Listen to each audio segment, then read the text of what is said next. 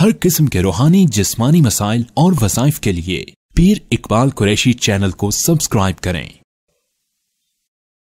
حضرت بہت لوگ یہ کہتے ہیں کیا جنات کو جلانا جائز ہے؟ اور جنات دیکھیے یہ سوال جو کیا ہے کہ جنات کو جلانا جائز ہے، کیا لوگ جلا سکتے ہیں، جلاتے ہیں؟ پہلی بات تو یہ ہے کہ یہ صرف ایک تصور ہے، ظن ہے، کوئی حقیقت نہیں ہے۔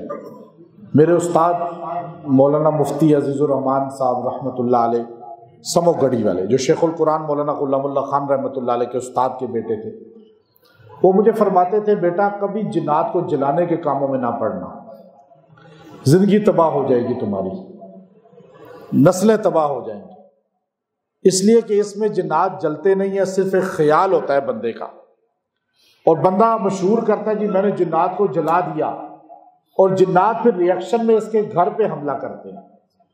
تو وہ کہنے لگے میری عمر ہو گئی ہے ابھی 70 سال سے زیادہ، تو میں نے کبھی زندگی میں یہ کام نہیں کیا، حالانکہ وہ بہت بڑے عامل تھے۔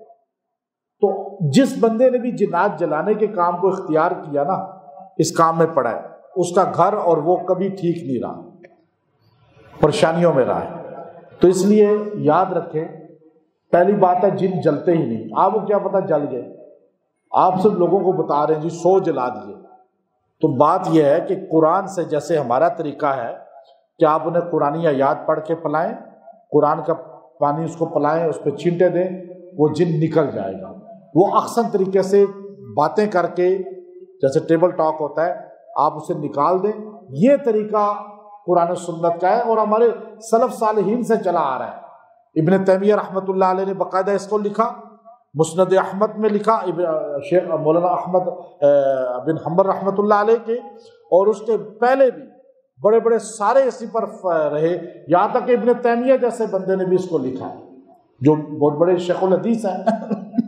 تو اس لیے جنات جلانے کا کام کبھی اختیار نہ کریں، جنات کو بھگانے کا کام کریں، جلانے کا نہیں۔ یہ دنیا میں رول ہے، آپ کسی سے دنیا میں بھی آپ چلیں گے تو بندوں کے ساتھ آپ کو یہی کام کرنا پڑے گا، قانون ہاتھ میں نہیں لینا کسی گھر خالی کرانے کے لیے، بلکہ اس کو مارنا جلانا نہیں، بلکہ اس کو عدالت میں لے کے جائیں، قانون کے مطابق بات کریں، تو ڈرائیں اس کو، وہ نکل جائے گا۔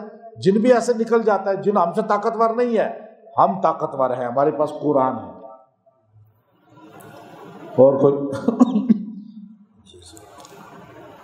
سوال ہے؟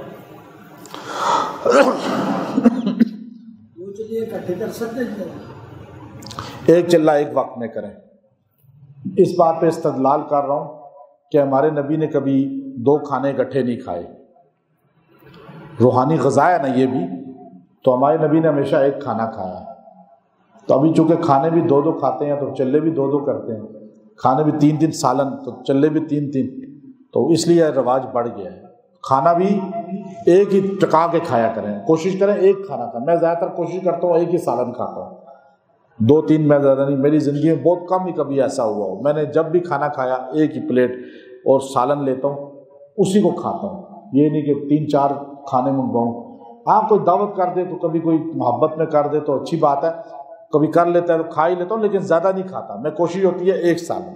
میں باہر ملکوں میں جاتا ہوں، اپنے میزبانوں کو کہتا ہوں بھائی ایک سالن بس، آپ نے تکلف میں نہیں پڑنا، ایک سالن بس جو بھی بنا ہو۔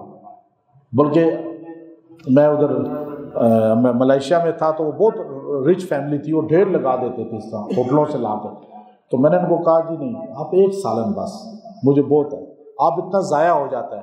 وہ کہتے ہیں ہم تو اتنا سوچ رہے تھے کہ آپ اتنے مشہور آدمی ہیں، اتنا یہ ہے تو آپ کے بڑے نخرے ہوں گے، آپ تو بہت سادہ طبیعت ہے، آپ ہر چیز میں۔ میں نے کہا آپ نے ہمیں کوئی کام بھی نہیں بتاتے کہ نہیں گاڑی ایسی لاؤ، یہ ایسا ہو، ہوٹل ایسا ہو، اور کھانا ایسا ہو۔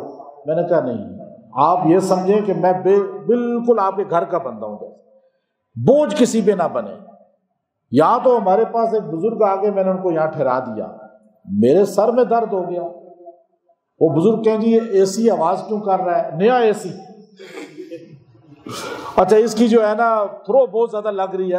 میں نے کہا حضرت سنبھالنا ہی مشکل ہے بزرگوں کو بھی، آج کل اے سی میں سے بھی نقص نکال رہے ہیں۔